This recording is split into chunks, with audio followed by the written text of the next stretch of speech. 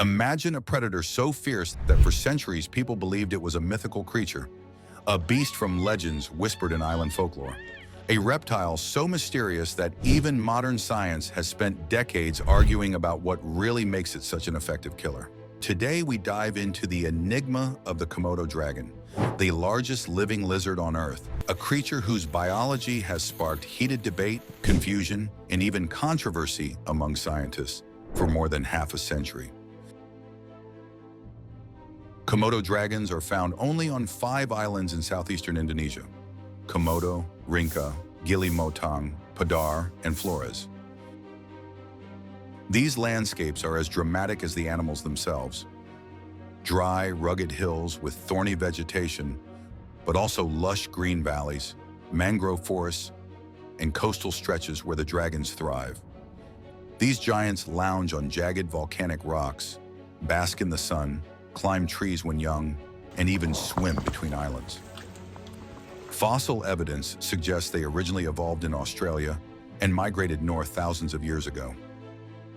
As larger predators disappeared, the dragons rose to dominance, becoming apex predators of these isolated islands. To the Western world, they seemed like something out of legend. Their existence doubted until 1910, when explorers confirmed the reports were true.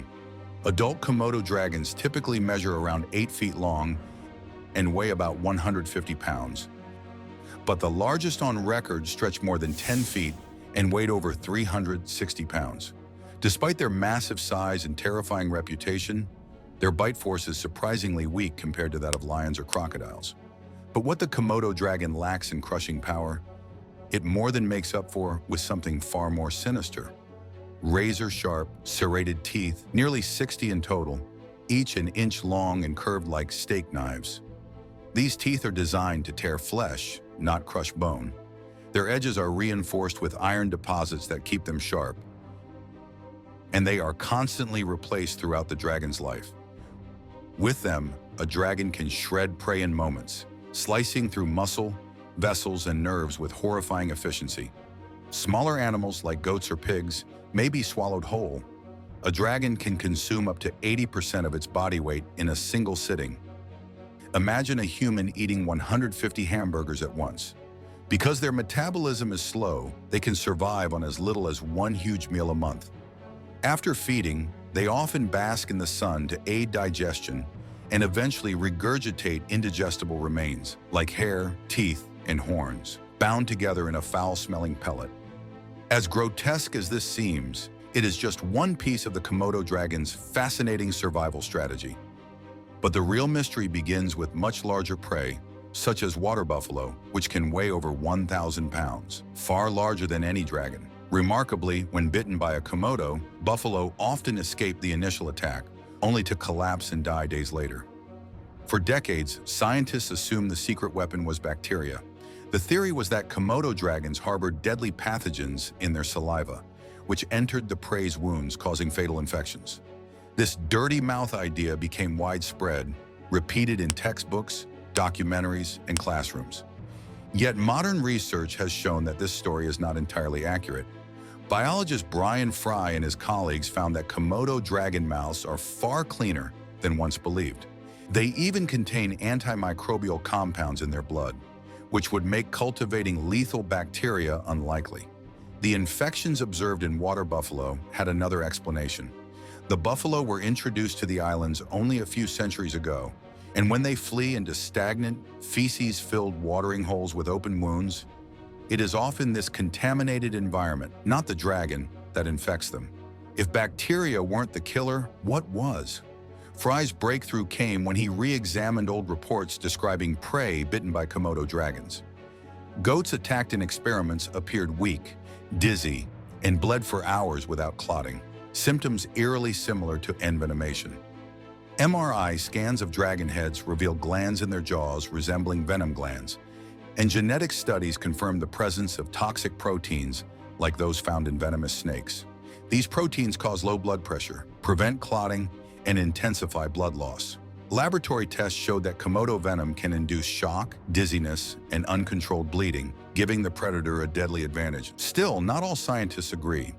Some, like Australian physician Julian White, argue that these glands are simply complex salivary glands that aid digestion, not venom glands in the traditional sense. He notes that many venom molecules are derived from digestive proteins, so their presence does not automatically prove venomous capability. He also emphasizes that human bite reports often show no systemic venom effects, suggesting the venom, if present, is weak or inconsistently delivered. This is where the debate intensifies. To Fry, venom is not the dragon's only weapon, but a supporting tool that makes an already deadly predator even more effective. In the wild, most prey animals die quickly from catastrophic blood loss caused by the dragon's serrated teeth. But in about a quarter of cases, venom appears to play a role, preventing clotting and sapping the prey's strength until it collapses.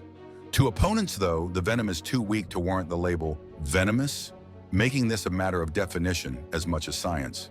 The controversy has divided the herpetology world for decades, with strong opinions on both sides. For some researchers, admitting that the old bacteria theory was wrong would undermine careers and reputations. Others argue that Fry's venom evidence disrupts a long-accepted narrative. The result is a clash not just of science, but of egos and semantics, turning the Komodo dragon into one of the most debated animals in modern biology. And here at Wildlife Battles and Survival Stories, it's exactly this kind of mystery that reminds us how much we still have to learn about even the most famous predators. Komodo dragons are not only deadly, they're surprisingly intelligent. Studies have shown they can recognize individual humans, differentiate between keepers at zoos, and even display likes and dislikes. Some individuals have even been observed engaging in play, batting toys around or rolling objects for no reason other than curiosity. Their intelligence, combined with their hunting efficiency, may be part of why they are such successful apex predators. Their kill rate rivals or surpasses that of lions or sharks, with nearly 90% of their hunting attempts ending successfully. Despite their terrifying abilities, Komodo dragons are vulnerable. They exist only on a handful of islands, and their populations are threatened by habitat loss, human encroachment, and natural disasters. Conservation efforts within Komodo National Park and other protected areas are critical to ensuring their survival.